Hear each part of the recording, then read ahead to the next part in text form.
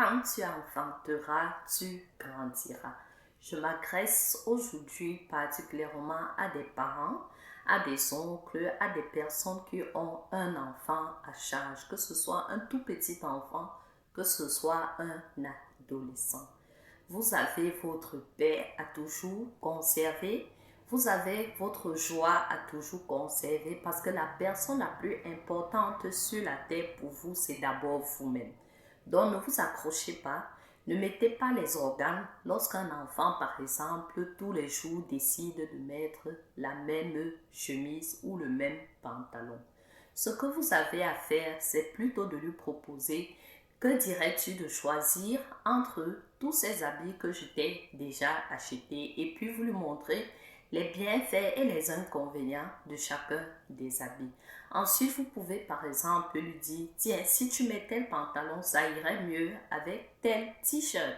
Ainsi, l'enfant comprendra: peut-être c'est parce que ma maman, elle insiste ainsi parce que je peux avoir cet agencement et cela passe mieux avec moi. Vous pouvez lui donner les raisons par rapport au climat et lui dire: tiens, cet habit, ce pantalon ne va pas parce que maintenant il fait très froid, parce que maintenant il fait très chaud. Alors, surtout à ne pas faire, c'est de ne pas comparer votre enfant à un autre enfant en lui disant tout simplement: mais regarde tel ami, il est toujours bien stylé, il met toujours ce style de chemise, il met toujours ce style de chaussures. Non. Et ne soyez pas non plus des parents manipulateurs en disant: si tu ne mets pas la chemise, alors je ne vais pas te donner l'argent de poche.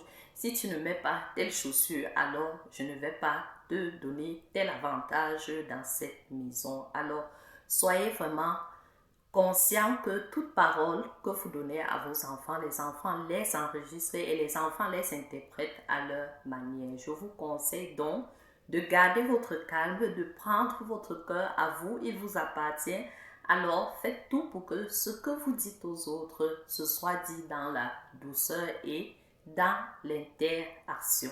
Que l'autre parle, que vous puissiez écouter et que vous aussi vous puissiez donner votre avis, que ce soit votre enfant ou tout simplement quelqu'un autour de vous. Alors, gardez votre cœur plus que toute autre chose, car c'est de lui que viennent les sources de la vie.